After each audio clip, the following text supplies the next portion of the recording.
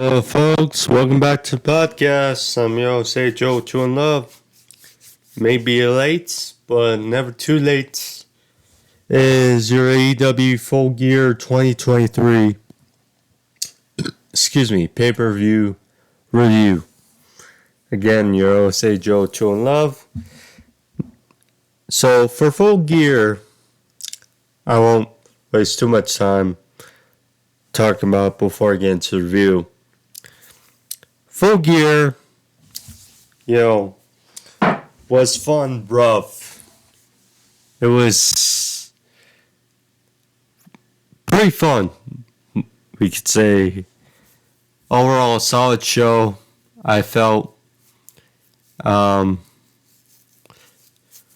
of big talking points before we get into review. Rough. First, I'll get into it. Oh, Will Ospreay. So, Tony Khan announced that there was going to be a signing of a star that's well respected, one of the best wrestlers in the world, and it would take place at Full Gear. So, we know a couple came to mind. Obviously, Mercedes Moné was up there. Could have been, one of the released wrestlers from WWE, but if it wasn't Mercedes or who tried out there, it would have felt a bit disappointing. But it turned out to be, Will Ospreay is now all elite. Now, it's a unique situation because, of course, we went over how Will Ospreay's, and he was even asked at the media scrum that his contract with New Japan Pro Wrestling ends in February. And excuse me. He mentioned while he was out there with Tony Schiavone that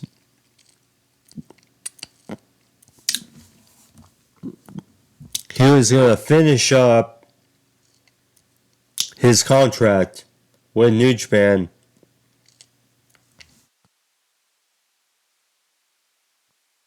and then be officially all elite and then be on the road to Revolution, which is in March. So, yeah. No surprise, we heard talks that WWE was interested in Ospreay. I mean, why wouldn't they? And then, soon as Tony Khan got wind of it, he wanted to basically sign Will to a blank check. And we know Sass of Will, he resides in England. The schedule he talked about, being able to be with his family and at the same time, work for AEW. It definitely works. I mean, he's already been there, been to AEW on numerous part times, talked about Wembley Stadium. It's a great thing. It's going to be unique how they use them because you got the Don Callis family. I mean, Cal Fletcher. I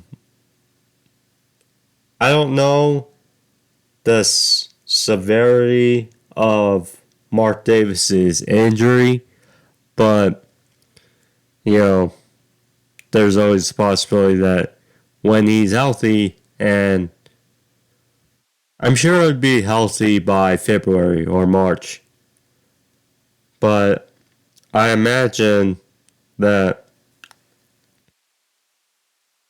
there's going to be something. It's like, whether it's the TNT title, international title, a little title, because you know it's going to happen.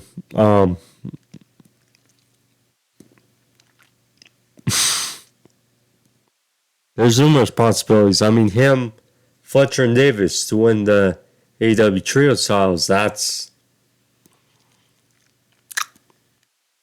in the realm of possibility there. There's unique opportunities with Will Ospreay. So, great stuff. One of the top, arguably the best wrestler in the world. And especially because they announced that this is going to be Bryan Danielson's last year as a full-time performer. One of the things, that match has to take place. It has to take place. Also with Andrade, I mean, there's a lot on the table.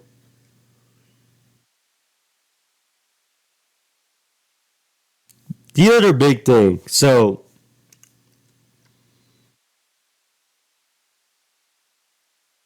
I'll get into the wild,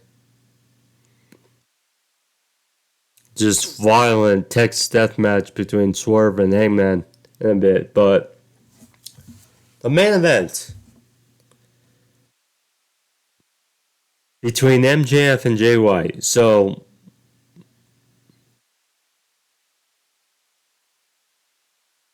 it's gotten some mixed reviews. Because, so, what happened was on the 0 Hour, and I haven't watched all of it, I just seen some clips of the 0 Hour. So, MJF was injured, went away in an ambulance, and they announced that in a segment that MJF was hurt, and Adam Cole on crutches came out to take MJF's place in the match that night versus Jay White, a quote-unquote hobbled Adam Cole, which, further speculates that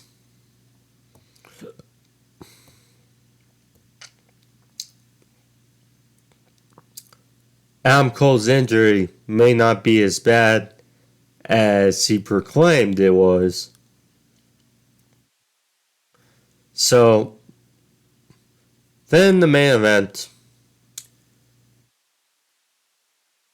MJF apparently took an ambulance after the introductions, or right after. It was Jay White and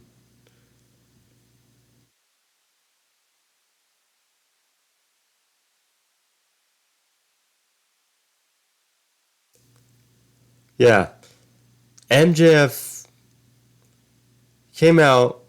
A bunch of officials are backing him off. He had a big bandage around his thigh.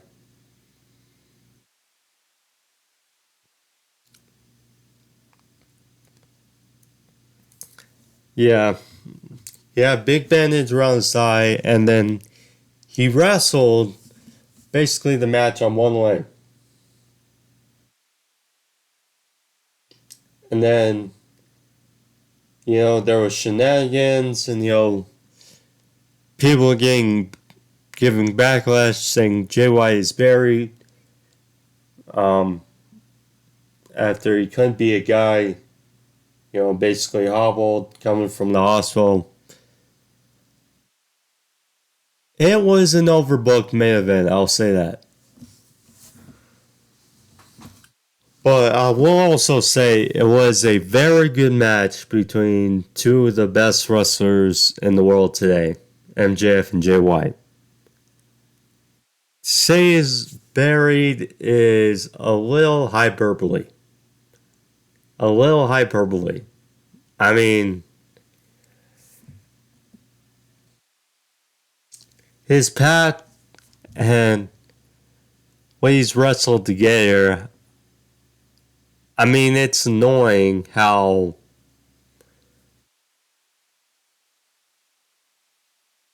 months ago, people were claiming JY was buried and he was, just new, fairly new, and he's still kind of new to the AEW roster.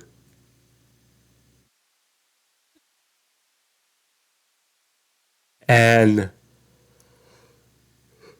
it won't be his last program for the AEW World title.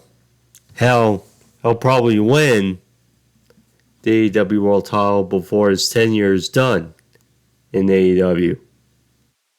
I mean, Switchblade's one of the best with Bullet Club Gold. Now, with the injury and stuff, and people are also expecting Devil to be there, or a reveal of the guy behind the mask. Adam Cole was at ringside the whole match. And World's End, that pay-per-view is next month. So my guess is that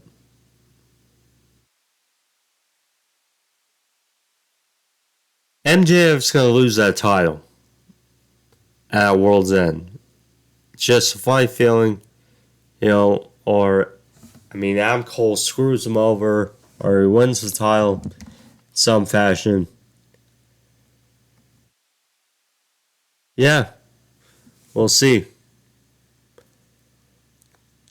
I also want to mention, because of his absence, and I saw a report. So,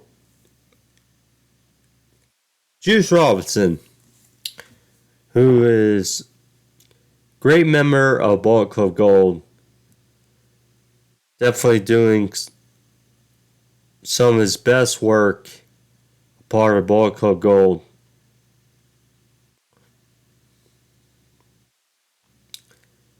He was not at ringside,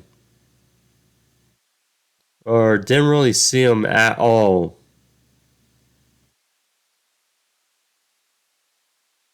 in the match, but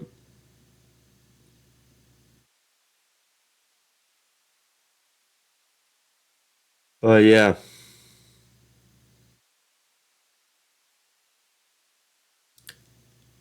So, Juice Robinson apparently is injured, I saw a report, and may have to get, or with a back issue, and be out for a while.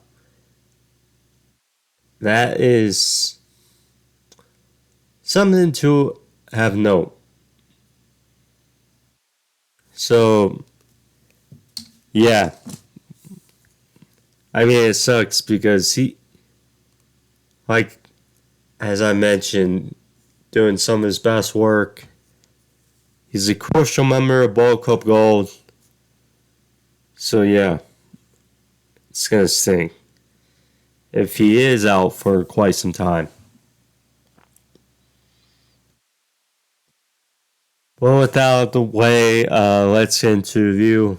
I'll waste some time, shall we? Thank you all for joining me.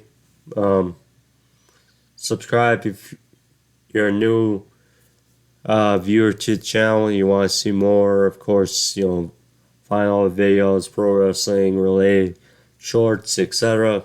Find them on the channel homepage.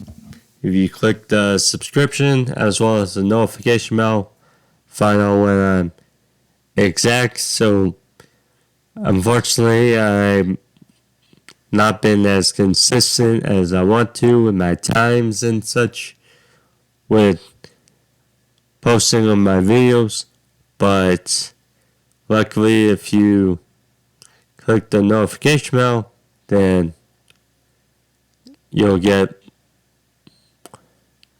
the bells when they're right, or videos when right away. So let's get into review.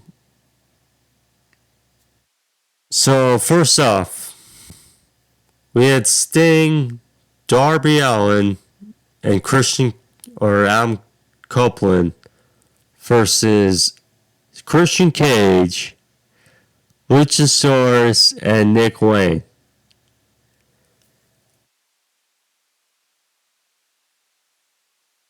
This is hilarious. We had two very interesting entrances. So, first, for Christian Cage, Nick Wayne, and Luchasaurus, there was like a choir, or like a kid's choir, basically, singing Christian Cage's theme. I mean, the proclaimed Father of the Year. That is hilarious. That was hilarious. It was interesting and hilarious, I would say.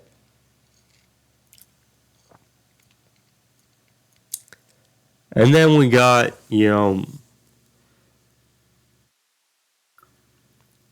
Copeland, Darby, and Sting's entrance, is very good. Adam had half his face painted, fit the mold, his gear, fit the right colors, Ric Flair was the manager at ringside. He actually got a little physical in the match with Christian Cage. It was a good opening match, I would say. So, Darby, of course, was getting beat down. We know the drill in a Darby tag team match. Darby gets beaten down, mostly, and then his partners save him at the end. So,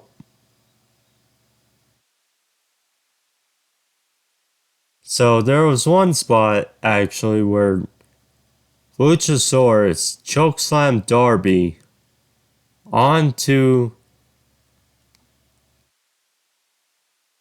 the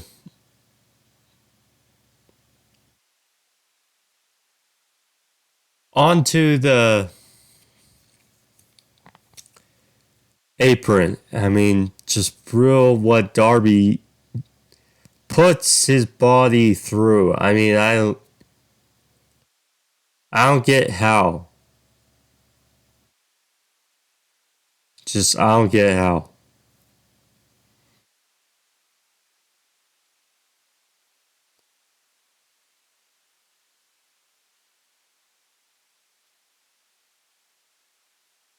So, after, Darby, trying to fight off, he did hit an avalanche code red for some separation.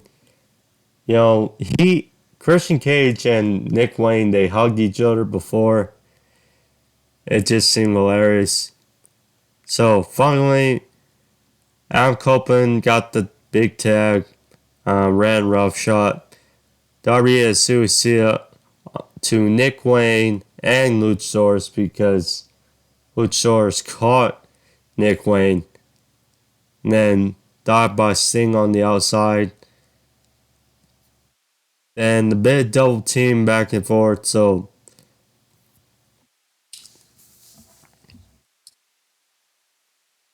Sting had Luchasaurus and a Scorpion Death Drop. Copeland assisted with a diving elbow. And then they both had weighing up in a suplex-like position. And then Darby hit back. And then Christian Cage and Ric Flair had some words on the outside.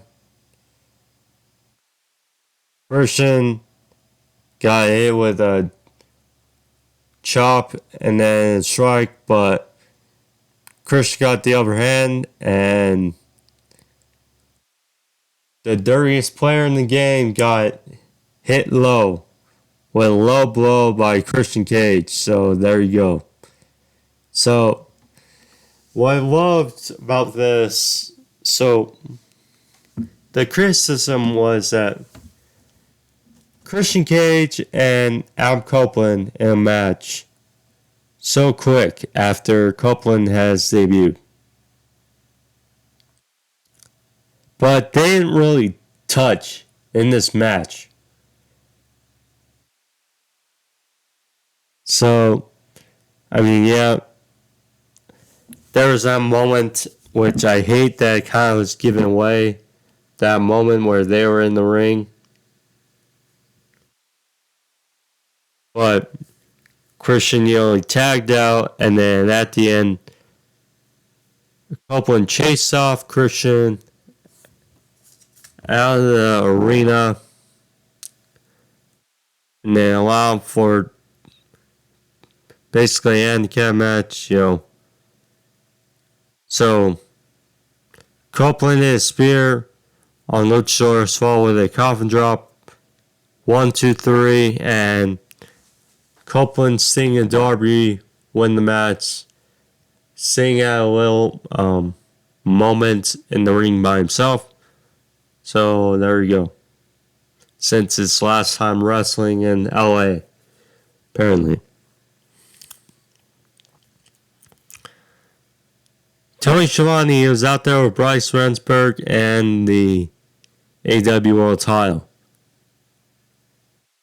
So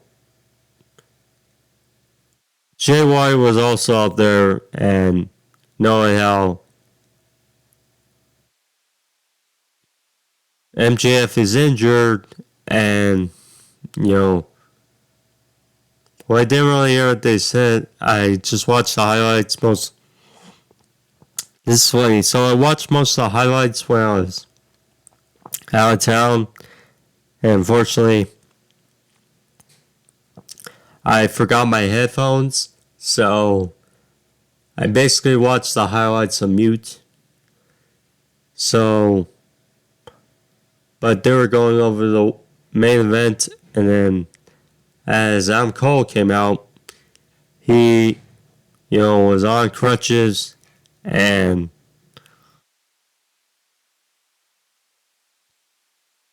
said that the new main event will be Jay White versus Adam Cole.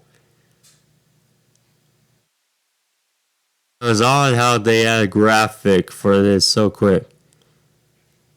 I mean, the fact that he would volunteer himself for this match. I mean, it's just one of those things where it's like, yeah, he's not as injured as he initially said. I mean, yeah, he's probably injured, but not as severe. So, definitely was a strange situation because that posed a bunch of opportunities. Like, does Adam Cole, who's tall on purpose for MJF, does he win this and,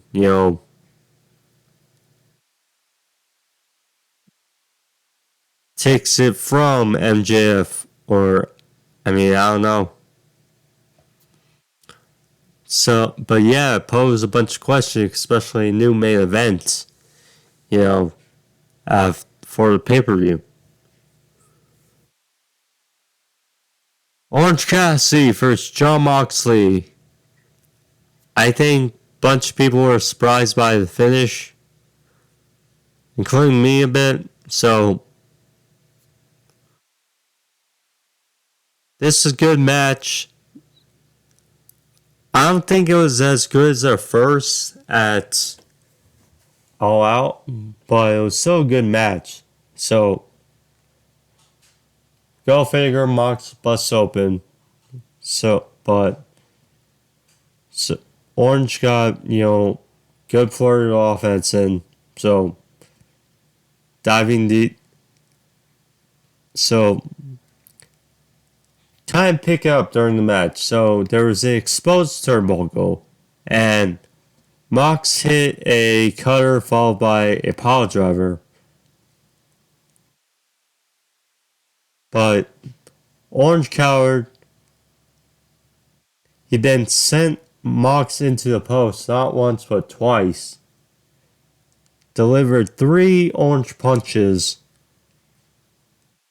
And then had a victory roll on Mox, but only for a near fall.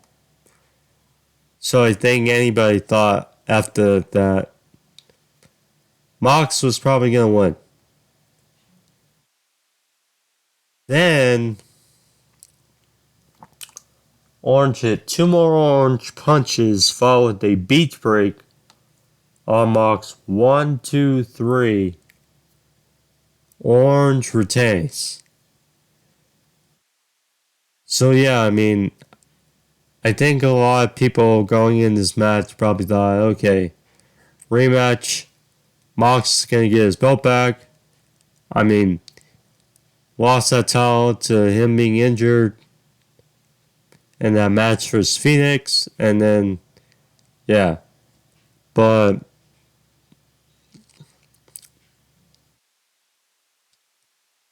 no, Mox does not win his belt back.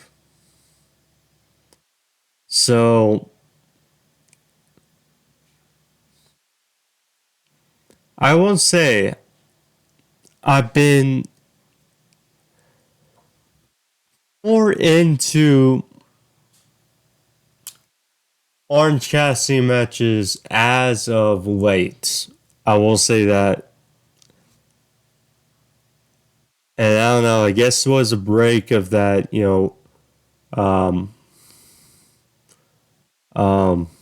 consistently or consistency of that title reign, the first matches,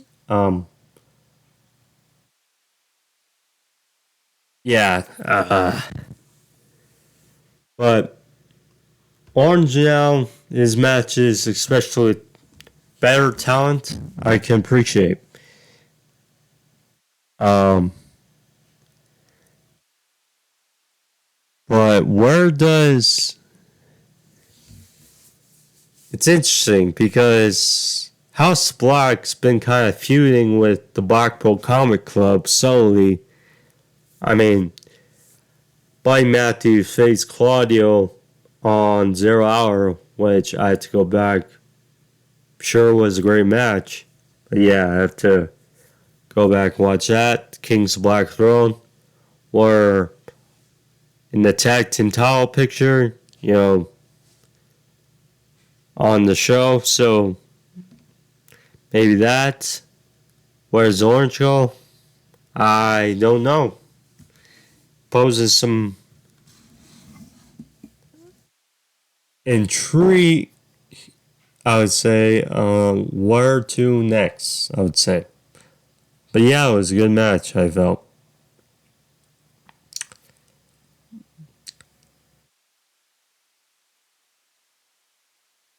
Four-way tag team ladder match for the AEW World Tag Team titles.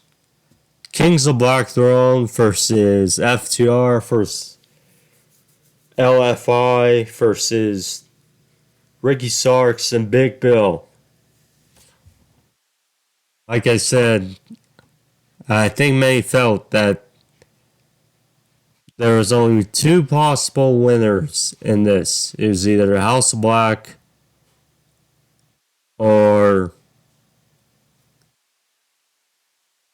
the champs retain. And ultimately, the champs retain. So, yeah, this is a good match. And with it becoming a ladder match, it made it more easy for the champs to retain. Because you don't want to take momentum away from either of these teams. And a ladder match provides that spark of you don't pin or make one of your opponents tap out. In this case, ladder match, it protects, in a way, your opponent. So, it's fun. Wasn't as wild or chaotic as the Texas Death Match, but yeah, go over it in a bit. So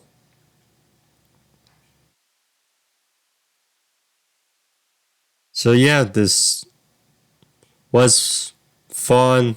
I mean, nothing too crazy, but yeah, let's go over it. So, Cash in middle rope pile driver to House Black. FTR was very active in this match. And Brody King, did a great job in this match. So, there's a ladder bridge in the corner. Black was thrown onto his ladder. Big backdrop by Brody. Went for his rolling cannonball, but met the ladder back first. And then Jericho and the champs got involved in the middle ring. Jericho got some offense on Bill, but to no avail. Bill just looked like he swatted him with this big chokeslam in the middle ring. So yeah, that took care of Jericho for a bit. So Roosh then tried to avenge his partner, and he attacked Big Bill and then used another ladder. So chopped down the big man, bridged one of the ladders in Bill's face. Ultimately, he used the horns dropkick, run dropkick in the corner.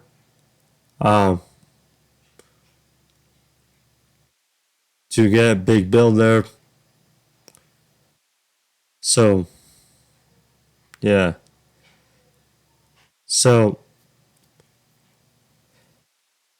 basically all 6 members in the match, except for House Black, got on top of the ladders. They were fighting each other, and then Big Bad Brody King, he thwarted them off the ladders, and then there you go. Good scene. So, of course, there's the ladder bridge on the outside. So there was a ladder bridge in between the guardrail and the apron. Brody King took care of Jericho. Again, feel bad for him. He took a big gonzo bomb from King through this ladder on the outside, bro stuff. And then there was another ladder, it looked like. So Cash went for a crossbody. Looked like he was going for Brody King, but wound up landing on the ladder. So I have to go back to check it out again. Unfortunately, some of the highlights are not the best. So, yeah. So, there we go. So in Dax and Ricky, they were fighting on top of the ladder, but thwarted by Black. Then Bill got the aid, took out Dax, and then Starks unhooked one of the titles, and the champs retained. Starks and Big Bill. Good stuff. Compared to what happened in the tag team match later, posing some intrigue, I would say, as to what been happening backstage, so to speak. So,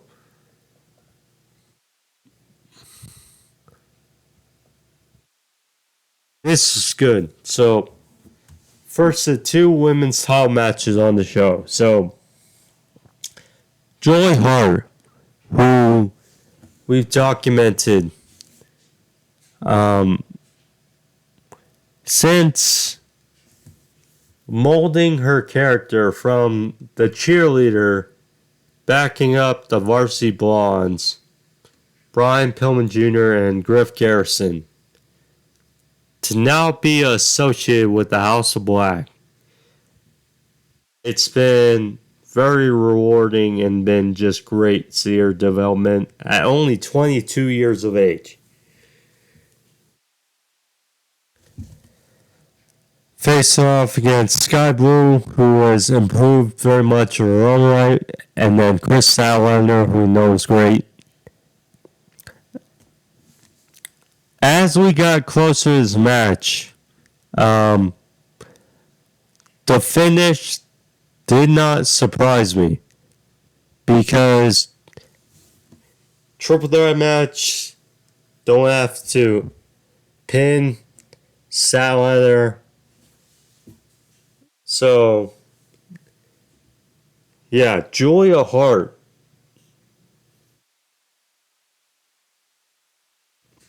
The Witch of the House of Black. The new TBS champion. So, yeah, it's a good match back and forth. Of course, for a while, Skye Blue and Julia, they were teaming up on Kris to take out the bigger female. Did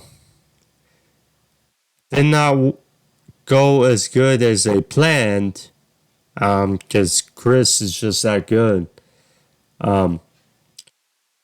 Julia Blue had some offense in. She had Code Blue for near fall. Julia, she hit a moonsault, which I thought was it. But so in the end,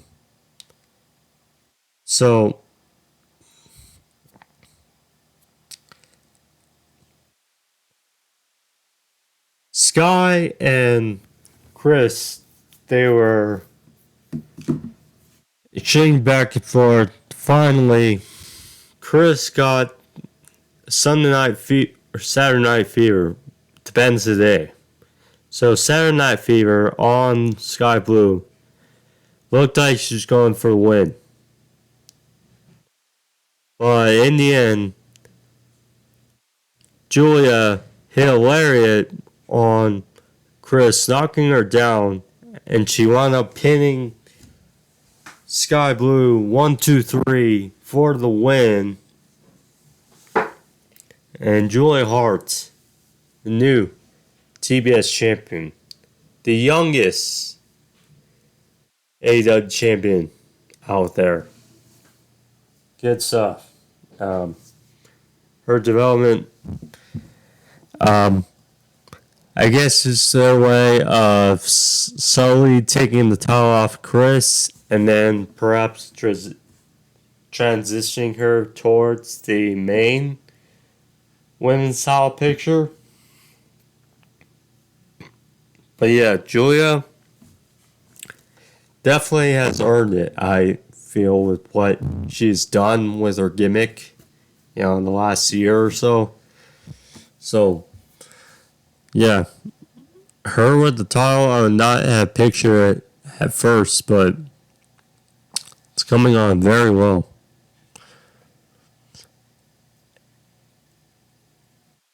Well, Ospreay. So, Tony Schiavone was out there to address the newest signing of AEW.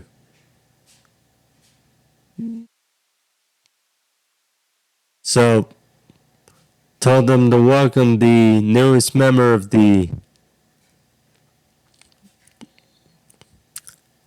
All Elite Wrestling.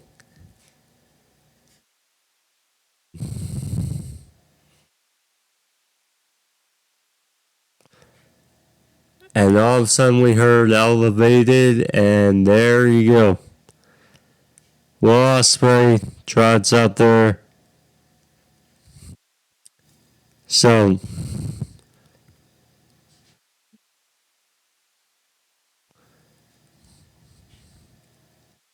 Tony Schiavone was like, judging from the noise, this is a pretty big move, right?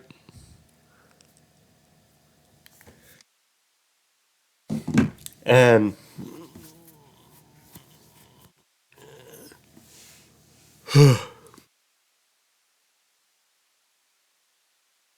so he asked Will, as he signed the contract, asked, how does it feel, brother?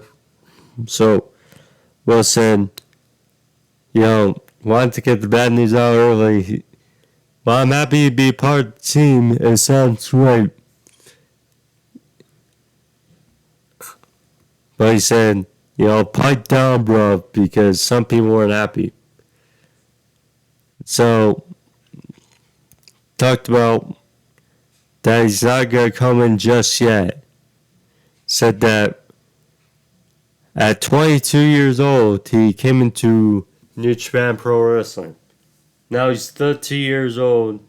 He committed himself for 8 years there. So he's begging everyone to please let him finish up. And he said then he'll be on the road to Revolution. And he'll be all theirs. And that more importantly, he is all elite, bruv.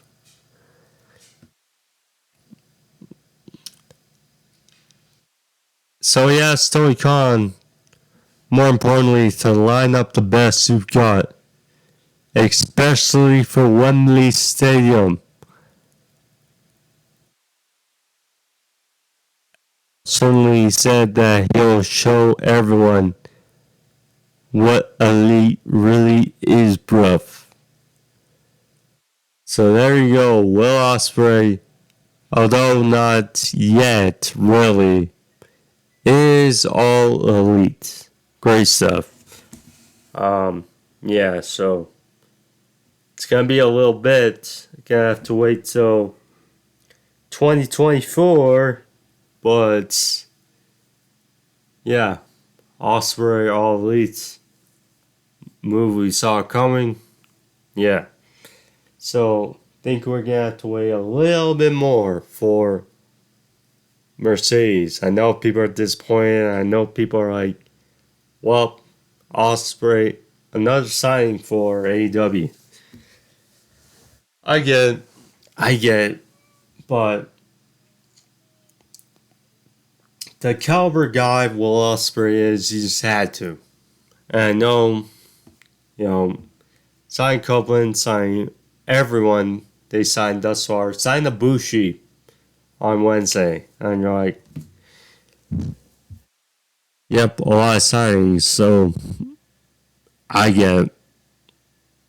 But I don't think Tony Khan's going to let this sign go to the wayside. Certainly.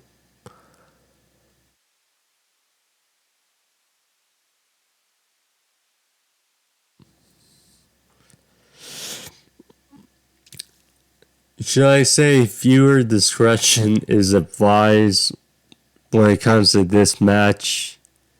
I mean, it's just a review, but yeah, this was Not for the faint heart, I'd say. Hangman Page versus Swerve Strickland Text Deathmatch. So, part 2 of this rivalry. So, oh, jeez. So,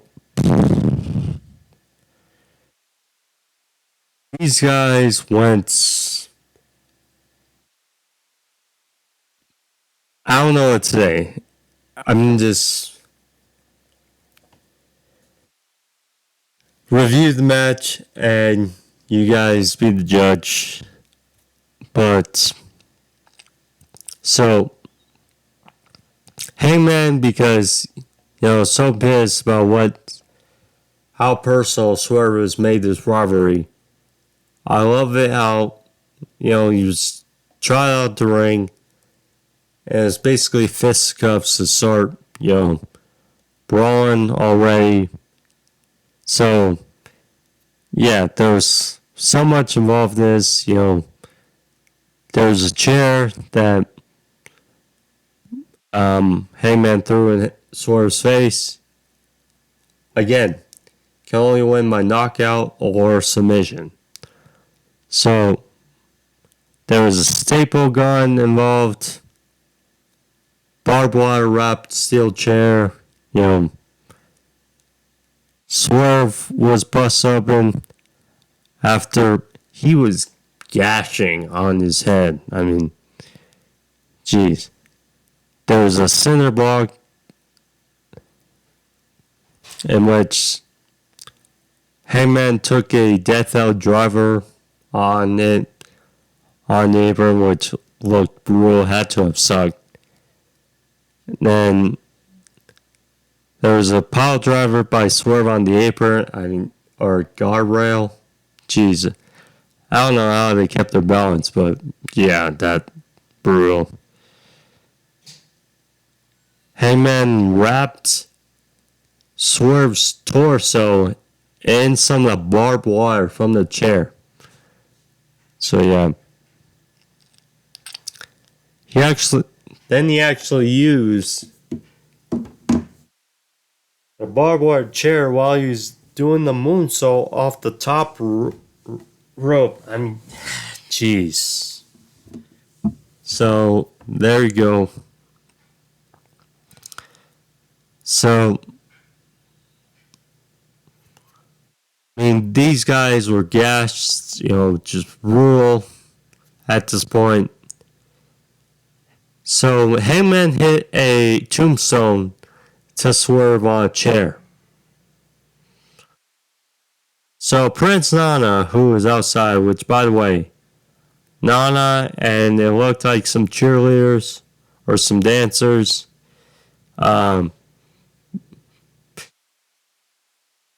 Help dance to Swerve's music because it's hilarious. And it made for a good part of his entrance. Yeah, so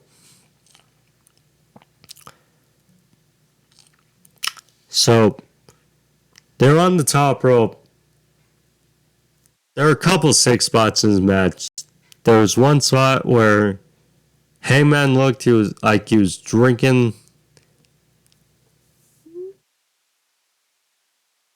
Swerve's blood that was dripping off his and just brutal. I don't know what to say. So there's that barbed wire wrapped steel chair. So Hangman was on, top turnbuckle. Swerve got free. So he swung at Hangman with his barbed wire wrapped steel chair to his back. And then some of the barbed wire actually wrapped around Hangman's head. So that was a sick visual in and of itself.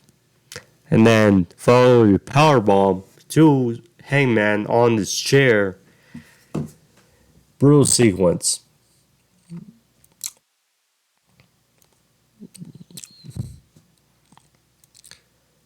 So Then there's some glass, not real glass, so can't cry me a river. Jack Perry or CM Punk, whichever. So Brian Cage came out to beat down on Hangman. Did for a bit. Prince Nana tried to use a chair on the Hangman, but that only angered Hangman, which, allowed Hangman to get hit with a... he hit Nana with a dead eye through 2 tables. Took him out for the rest of the match, so there you go. So, they're on the outside. So, I mean, both bloody, both exhausted at this point.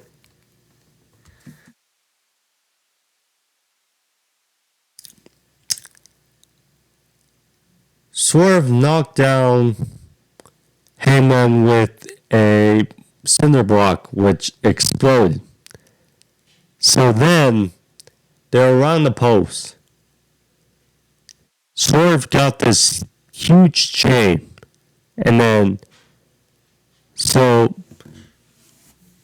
the last Texas Death Match with Hangman and Jon Moxley at Revolution. How Hangman won that was he basically hung Jon Moxley over top rope and Moxley tapped out for the win. So in a similar fashion, I guess, instead of Hangman, he got it done to him. So Swerve uses chain,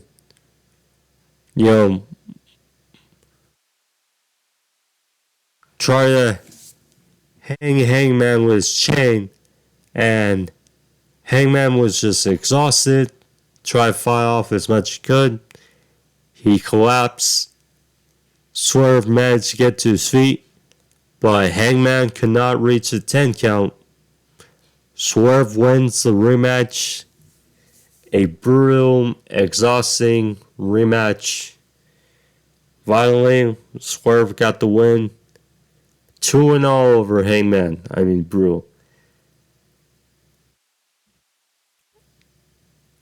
It's great to see Swerve have this momentum.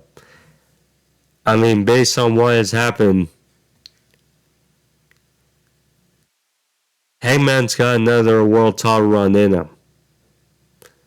That's for certain. But for Swerve, this momentum, great for him. And I'd be surprised if he's not in a title feud. Something to do with World's End. I'd be surprised. So, but great, violent, brutal match. Hats off to both guys. Yeah, great stuff.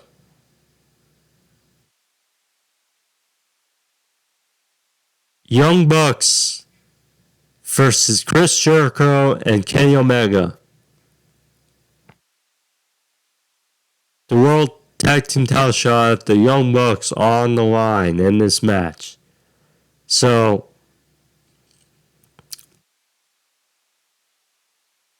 decent match.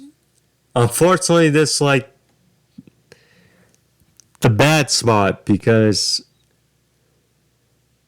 that Texas Deathmatch took so much out of the audience that they were just kind of deflated for this match. So, yeah, this kind of got the dead spot.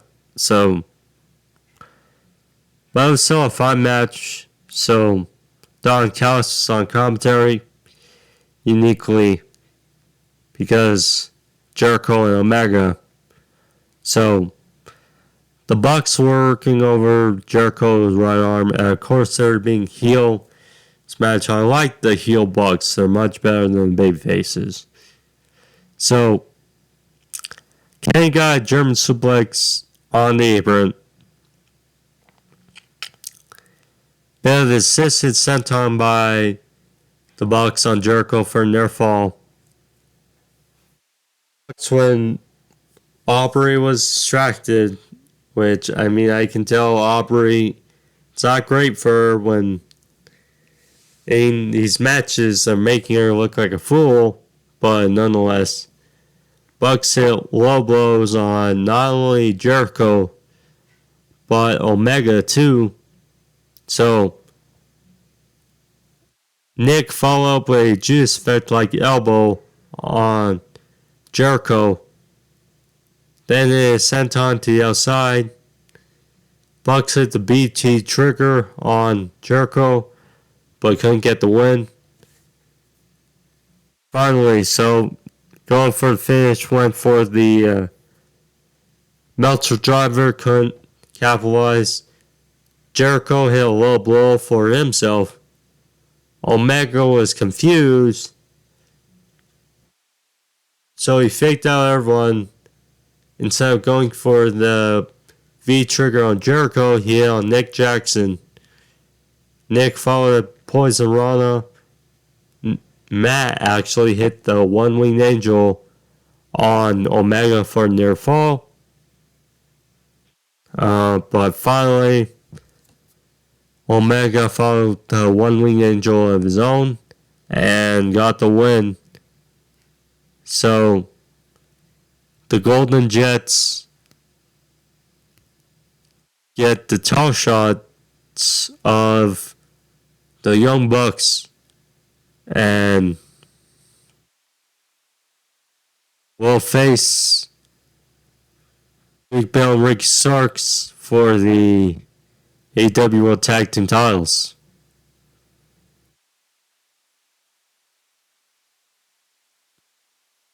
So it's interesting because, you know,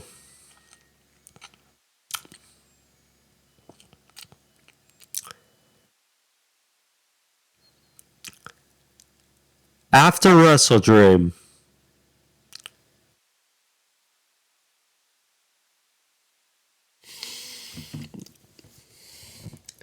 it looked like AEW was shaping up to be FTR versus the Young Bucks round 4 at Full Gear, and the Bucks would win the titles in LA, and it would be a feel-good moment for the Bucks after losing to FTR at Wembley, which honestly I thought they should have won there. But, you know, growing interaction, the reports of backstage with the Bucks and FTR, potentially not liking each other and whatnot. And of course, the Bucks, you know, it's been a weird situation because FTR reportedly dropped the titles to Big Bill and Ricky Starks because they did not want to drop the titles to the Young Bucks. So then we don't hear about the Young Bucks title shot until like last week. And then Jericho and Omega, due to the win on Saturday, get that title shot, and then here we are. So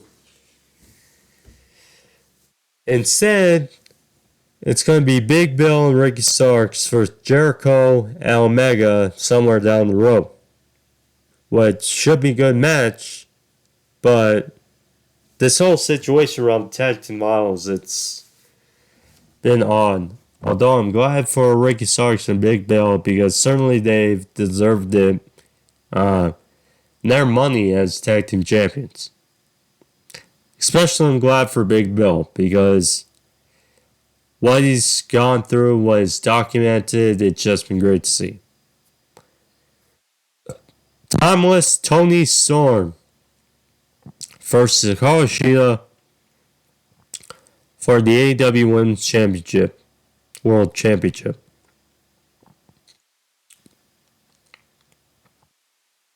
There is one way that we're going to go about this, and yeah, went how as you expect. I mean, it's unfortunate because we've seen this match a number of times this year. So, I mean, here, so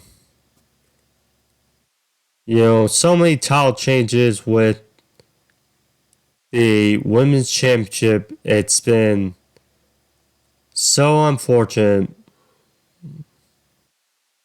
And, yeah.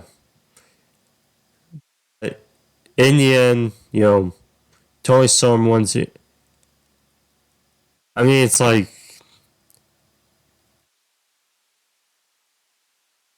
I don't need to say it, but it's worth pointing out because title reigns have been short. It's like, okay, Jamie Hayter, last year, just going back to last year, she won the title from Toni Storm, and then, it was great for her, it was a great moment, and she did a decent job as champion, but she had a lengthy reign. And then, unfortunately, she got injured, so she had to drop it to Toni at Double or Nothing in May. So it's like, okay, then on the 100th edition of Dynamite, right, or something, 200th edition of Dynamite, Toni Storm loses it to Shida. Okay. And then just a couple weeks after, Shida drops it into that 4-way at Wembley to Saraya to give Saraya that hometown moment. It's like, okay.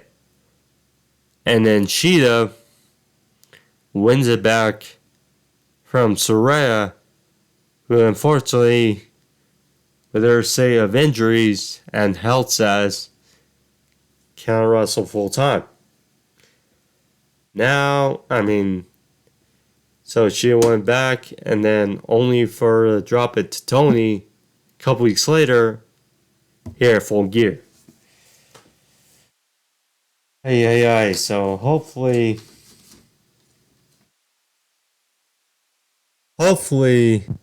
we get some stability. But at the same time, unfortunately, with Statlander dropping the title, the only way they can move her is to the AEW World title. And puts a bit women's title and puts it a bit of a pickle because Toni Storm with this gimmick is doing wonders. And you want to see someone have a lengthy title reign.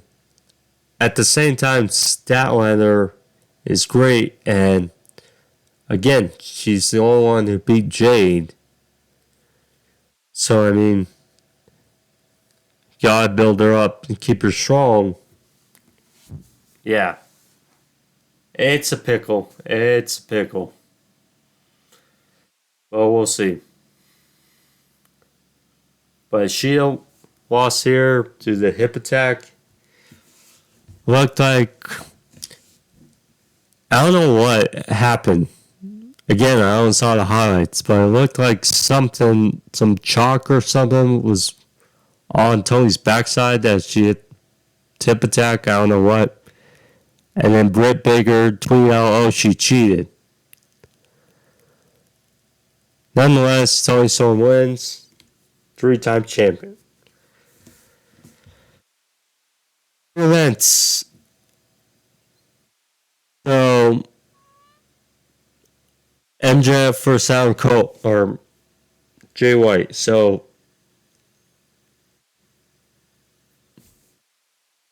Adam Cole went out there. He was on crutches. No one tried to stop him. He was in there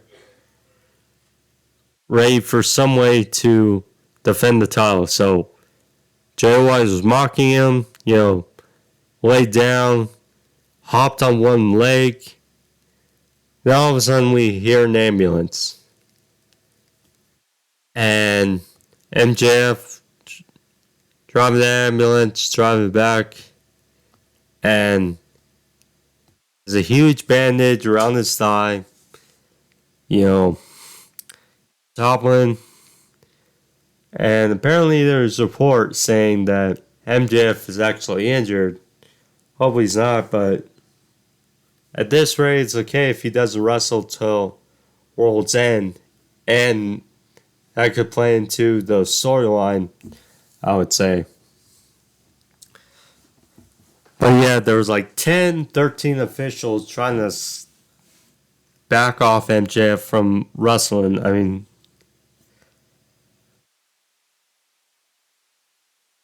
no one tries to back off. Britt Baker tweeted about this, which is quite hilarious.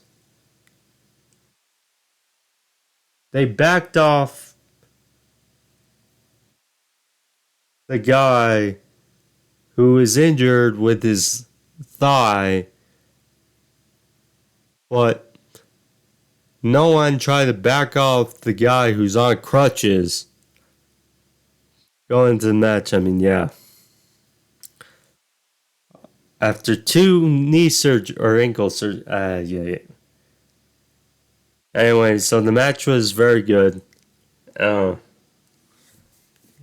overbooked, yes. But it was a good match. So, as of course, Jay White targeted the knee or leg of MJF. Cole was at ringside. So, it was kind of funny. So many times, or numerous times, Jay White threw MJF to the outside, distracted the ref for the guns to attack him. So then eventually,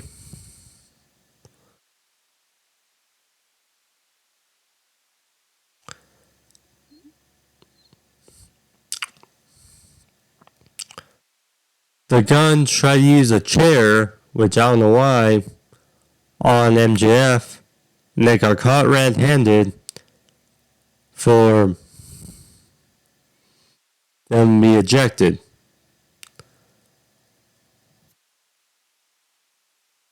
So there you go. So it's basically one-on-one. So back and forth, they trade some nice moves. Focusing on the leg. Jay White near Nagi for near fall. He was thrown to the outside. Kind of an odd moment in the match. So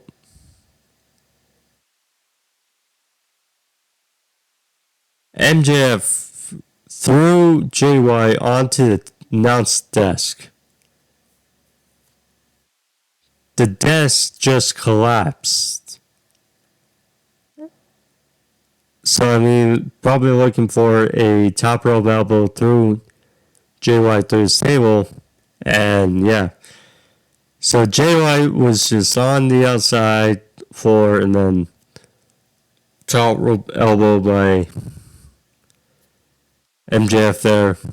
So, I'm back in the ring.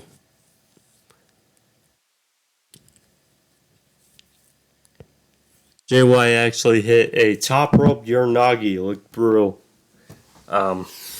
Stuff. So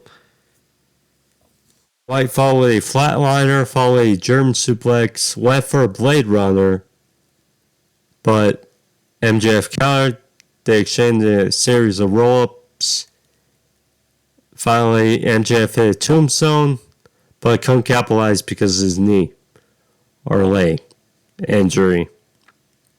So, great spot here. So, MJF, kind of dangerous spot. So, MJF looked for the heat seeker, but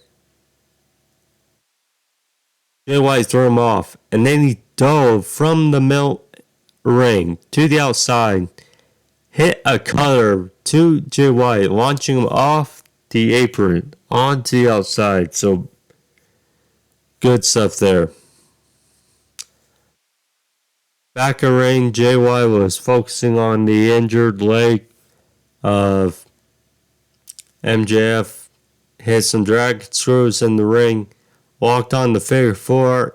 Adam Cole looked distraught. Looked like he was about to throw in the towel for MJF, but it didn't happen. MJF countered the figure four, and then they eventually release. So, it was a spot. So, referee got knocked down with Jay White. MJF was looking for the dominate down the ring.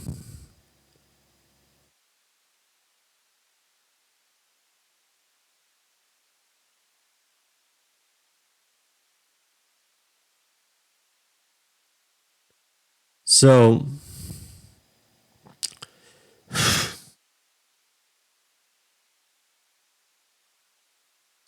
Adam Cole had the diamond ring. So he kind of just set up at the edge of the ring. But Jay White thwarted him, got the ring, flipped off. Actually, first, so Jay White was trash talking Adam Cole. So Adam Cole tried to hit Jay White in the face with his ROH title belt, and Jay White took it for him and hit Cole or MJF in the face with it, got a near fall. It was like laughing in Adam Cole's face. So that would have been a huge F up. So, finally the spot with the ring. So, Jay White looked like he was going to clobber